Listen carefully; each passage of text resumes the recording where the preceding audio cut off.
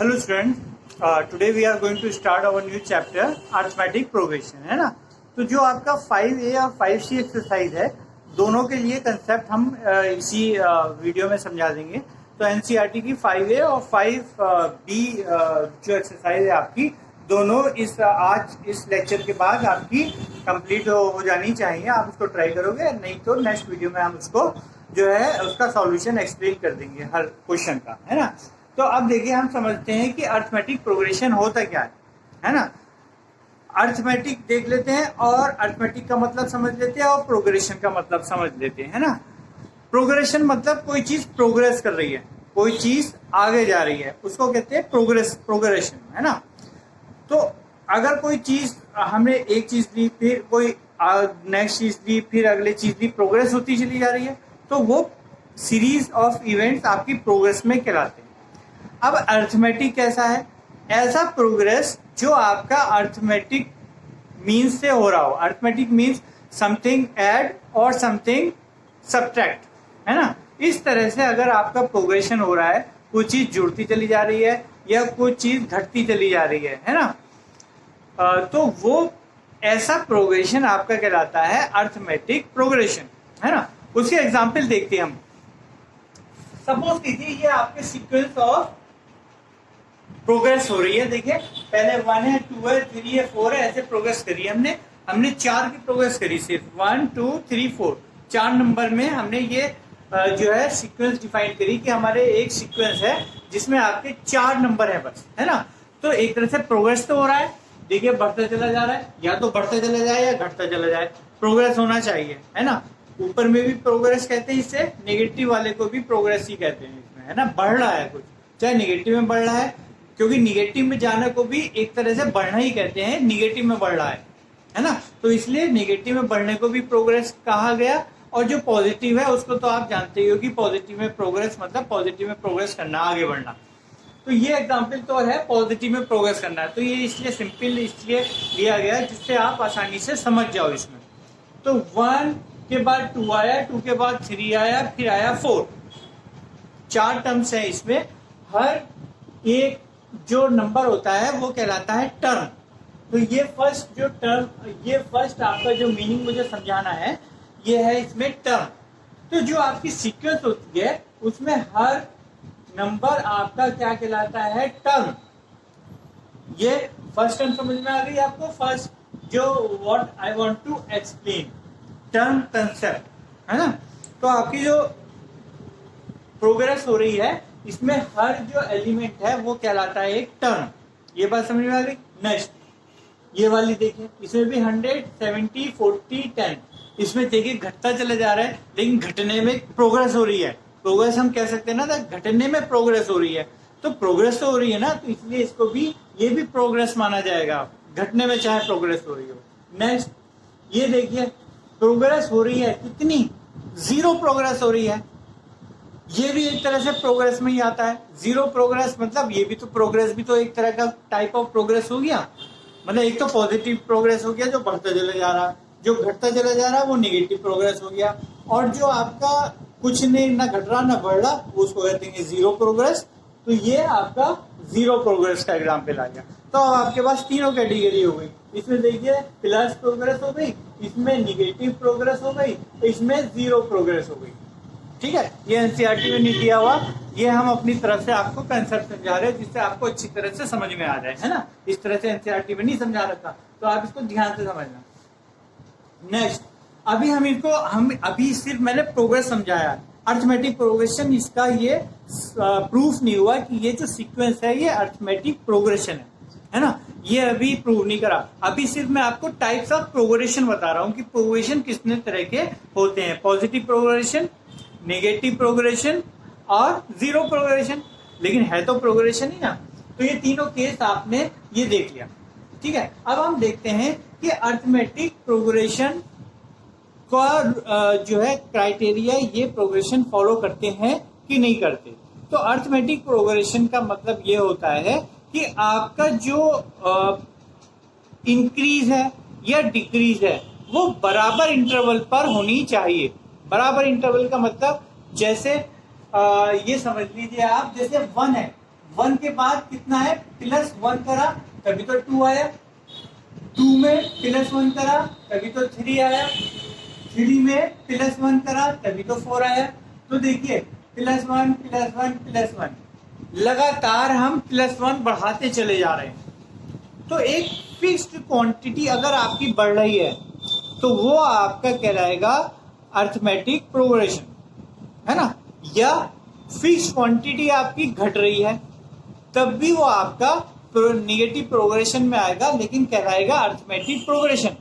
ठीक है बेटा, जैसे 100 से 70 कितना घटा, -30, है ना। 70 to 40 कितना घटा, -30, 40 to 10 -30। देखिए -30 बढ़ता चला जा रहा है ना, -30 ऐड होता चला जा रहा है। तो -30 ऐड हो रहा है, इसका मतलब, और ये फिक्स्ड क्वांटिटी है -30, इसलिए ये भी आपका अरिथमेटिक प्रोग्रेशन में ही आएगा। ये बात समझ में आ गई। नेक्स्ट आपका देखिए 3 से 3 आ गया, कितना ऐड करा, 0, और 3 से फिर 3 गया, कितना ऐड करा, 0, 3 से 3 ऐड किया, कितना ऐड करा, 0। देखिए 0 0 ऐड करते चले जा रहे हैं, आपकी सीक्वेंस आती चली जा रही है। तो ये भी एक तरह की अरिथमेटिक प्रोग्रेशन आई, क्योंकि 0 भी एक तरह का अरिथमेटिक नंबर है ना, जिसमें आपका 0 प्लस और माइनस होता है ना। तो इसलिए आपका ये भी अरिथमेटिक प्रोग्रेशन में आएगा। इसका मतलब ये तीनों आपकी जो है अरिथमेटिक प्रोग्रेशन में आती है ना। और इसी तरह इसको भी हम देखेंगे, ये भी देखिए कितना का हुआ, ये हुआ आपका -0.5, और ये भी कितना हुआ, -0.5, इसमें ऐड कर दिया, इतना अच्छा चला जा रहा है। और इधर भी -0.5, तो -0.5 अपने ऐड करता चले जा रहे हैं। तो इसका मतलब ये सीक्वेंस भी आपकी अरिथमेटिक प्रोग्रेशन है। ठीक है, ये तो हमने लॉजिक समझा दिया। एक एग्जाम्पल ले लेते, एक जो आपकी अरिथमेटिक प्रोग्रेशन ना हो, ऐसी भी एक एग्जाम्पल ले लेते जिससे आपको एग्जाम्पल से समझ में आ जाए। सिंपल सा लेते हैं, 1 के बाद 3 ले लिया, उसके बाद 5 ले लिया, उसके बाद 6 ले लिया, उसके बाद 8 ले लिया। ठीक है, अब देखते हैं 1 से 3 कितना हुआ, +2, 3 से 5 कितना हुआ, +2, ठीक है। 5 से 6 कितना हुआ, +1। तो देखो ये +2 और ये +1, कभी +2 का बढ़ा रहा है, फिर +2 का बढ़ा रहा है, फिर +1 का बढ़ा रहा है। तो प्रोग्रेशन तो ये भी हो रहा है, बट ये आपका अरिथमेटिक नहीं है। सिमिलर आपका जो इक्वल इंटरवल से बढ़ता है वो कहलाता है आपका अरिथमेटिक प्रोग्रेशन। ठीक है, तो ये सीक्वेंस से पता चल गया आपको। अब हमें जो है ये फर्स्ट टर्म, ये चीज समझ आ गई। अब कोई सीक्वेंस आती है, उसकी फर्स्ट टर्म क्या डिफाइन होगी, सिंपल नाम ही शो कर रहा है। फर्स्ट टर्म का मतलब फर्स्ट टर्म, ये सारी क्या हो गई आपकी फर्स्ट टर्म, पहली टर्म, सिंपल। ठीक है, जो फर्स्ट टर्म हो गई वो फर्स्ट, जो पहले नंबर पे आएगी वो फर्स्ट टर्म हो गई, है ना। इसको A0 भी लिखते हैं और A1 भी लिख देते हैं, है ना, A1 भी लिख देते हैं ना। तो ये आपकी फर्स्ट टर्म हो गई। कॉमन डिफरेंस, जो ये ऊपर मैंने सर्किल करे हैं, ये आता है कॉमन डिफरेंस, क्योंकि इसको कैसे माइनस करके ये हमें बताता है कितना बढ़ रहा है या कितने माइनस के ऐड होता चला जा रहा है ना, या कितना 0 ऐड होता चला जा रहा है। तो ये जो डिफरेंस है ये कॉमन आ रहा है ना, तो इसीलिए इस डिफरेंस का नाम हो गया कॉमन डिफरेंस।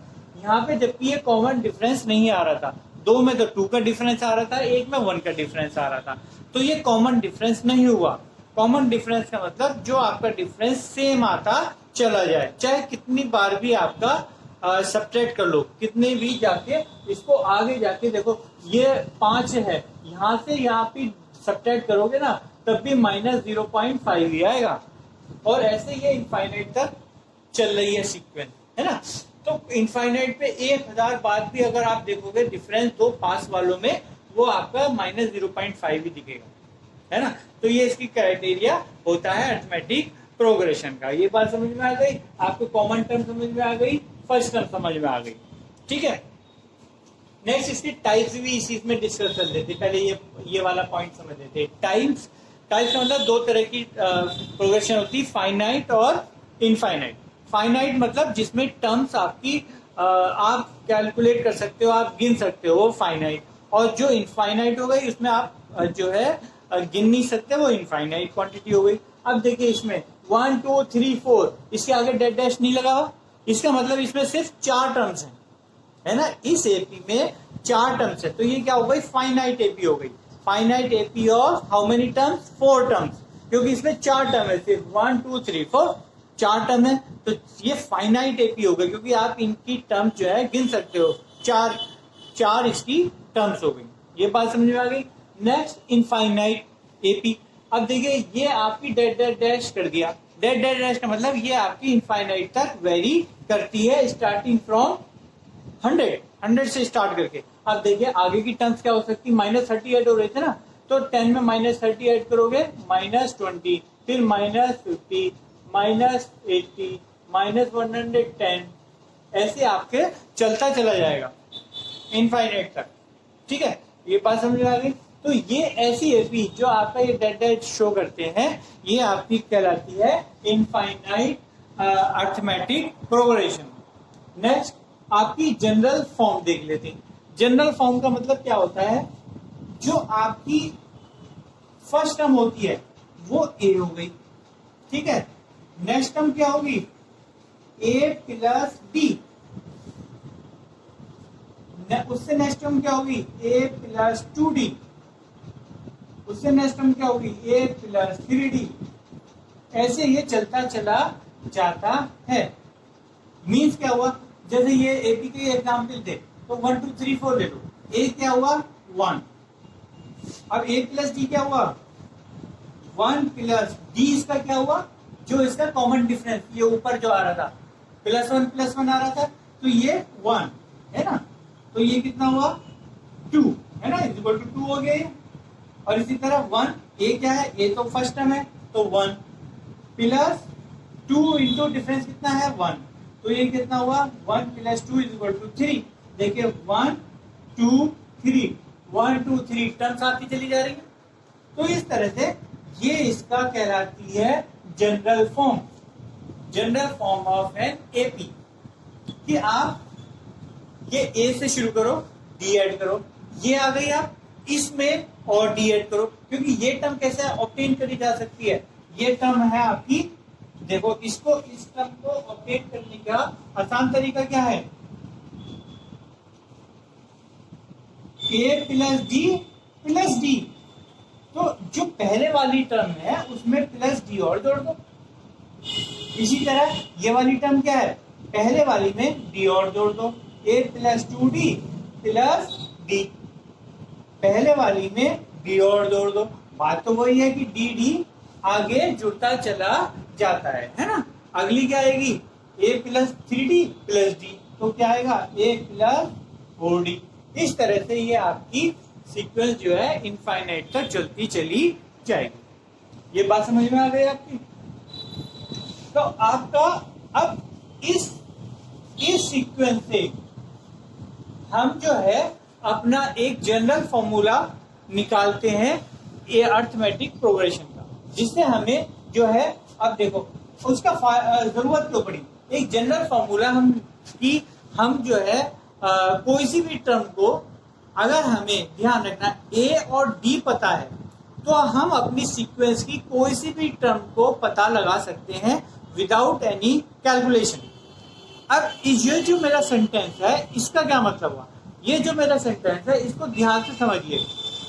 अब ये आपकी शुरुआत हुई इसी एग्जाम्पल से लेते हैं, इससे नहीं, आप इससे लीजिए, इसको इस एग्जाम्पल में सोचिए, है ना। पहली टर्म है 100, दूसरी टर्म है 100 माइनस प्लस -30, 100 में प्लस हो रहा है डी कितना है -30, वो कितना हो जाएगा 100 माइनस 30 70 इज इक्वल टू 70। अब ये क्या है 100 प्लस 2 इंटू -30, तो 100 माइनस 60 इज इक्वल टू 40। इस तरह से हो गया, है ना। अब हम अगर 2 4 5 वाली टर्म निकालें तो हम सीधा ये जोड़ के निकाल सकते हैं बड़ी आसानी से। थोड़ा सा आप भी सोचोगे कोई बात नहीं, मैं जोड़ता हुआ चला जाता हूँ, मतलब घटाता चला जाता हूँ 30 30 और ये आपने देखो इतने तक निकाल दी, आगे भी निकाल सकते हो -140 -170, इस तरह से आगे तक निकाल सकते हो आसानी से।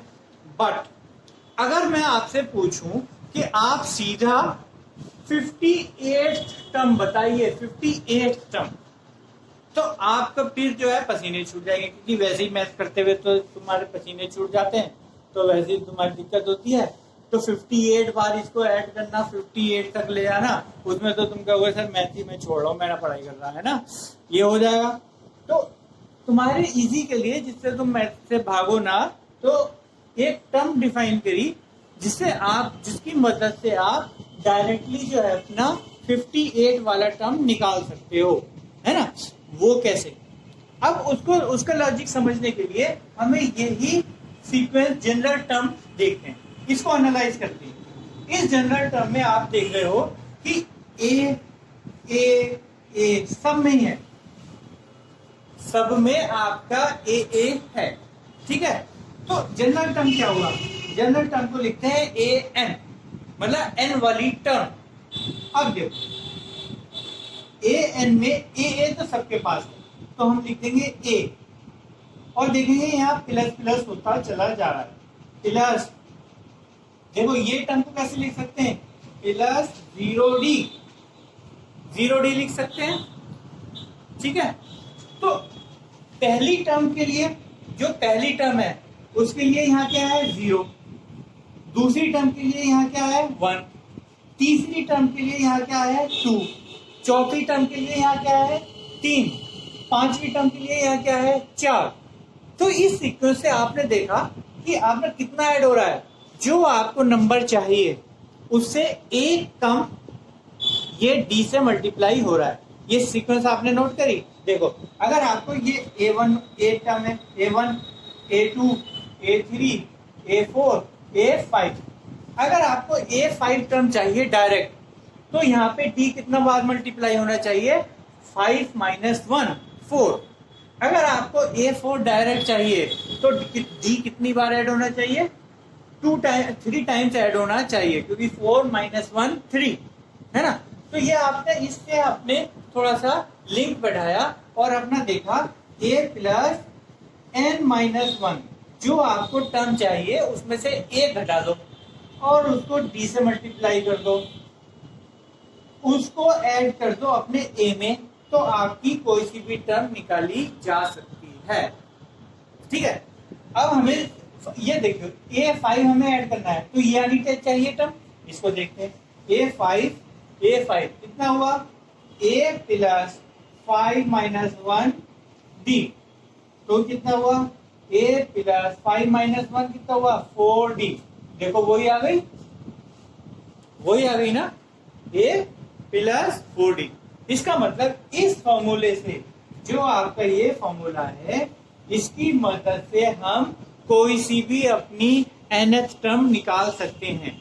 ये बात समझ में आ गई? नेक्स्ट, इसमें ये और ध्यान देने की बात है कि हमें nth टर्म निकालने के लिए कौन सी चीजें चाहिए। हमें nth टर्म निकालने के लिए सिर्फ a चाहिए, और n निकलवा रहा है तो n तो देगा ही वो, है ना, क्योंकि वो पूछ रहा है ये वाली टर्म निकालो, तो उस वाली टर्म को निकालने के लिए वो तो उसने डाटा दे दिया, इसका मतलब n तो उसने अपना दे दिया। a अगर आपको मालूम है और d आपको मालूम है, तो आप n आपको वो वहां से मिला हुआ है क्वेश्चन से, तो आप अपनी कोई सी भी टर्म निकाल सकते हो। इसका मतलब आपकी एपी में कोई सी भी टर्म निकालने के लिए दो चीज रिक्विजिट है, बहुत जरूरी है, जो आपको मालूम होनी चाहिए। ये मैं इस पे जोर इसलिए दे रहा हूं क्योंकि सेकंड एक्सरसाइज में बहुत सारे क्वेश्चन उसमें आएंगे, तो उसमें आपको ध्यान रखना है कि अगर एपीए की इंफॉर्मेशन पूरी आपको चाहिए तो आपको ए और डी दोनों चाहिए, ठीक है। तो ए और डी निकालना हमारा टारगेट रहता है हमेशा, जिससे हमें एपी की पूरी इंफॉर्मेशन पता चल जाए, है ना। तो ए और डी की मदद से हम कोई सी भी टर्म निकाल सकते हैं, है ना। तो आई थिंक ये आपका फर्स्ट और सेकंड का एक्सप्लेनेशन कंप्लीट हुआ। अच्छा ये लास्ट टर्म हो रही है ना, लास्ट टर्म, ये जनरल टर्म हो गया। लास्ट टर्म का मतलब जैसे एन है ना, तो लास्ट टर्म का मतलब इसको एल भी कह देते हैं, L, A L, L last term, मतलब nth टर्म जो आपकी, अगर ये सीक्वेंस खत्म हो गई, सपोज कीजिए ये 5 का है, 5 तक है यहाँ पे, है ना, 5 टर्म्स है बस, तो ये जो टर्म होगी जहां पे खत्म हो रही फाइनाइट के लिए, फाइनाइट एबी में लिमिटेड नंबर ऑफ टर्म्स होंगी, उसमें जो सबसे आखिरी वाली होगी वो कहलाएगी आपकी लास्ट टर्म। ये बात समझ में आ गई, वो आपकी लास्ट टर्म कहलाएगी, और उसको लिख देते हैं A L stand for last term, है ना। तो जितनी टर्म है यही आपकी एन टर्म है, तो ए एन इसी को ए एल लिख देते हैं, क्योंकि एन टर्म्स होती है किसी सीरीज में, एन टर्म्स है, तो ए एन वाली टर्म क्या होगी, लास्ट टर्म होगी। ये बात समझ में आ गया, और क्वेश्चन से समझ में आ जाएगा जो हम एक्सरसाइज में करेंगे। I hope you understand the video. Thank you and have a nice day.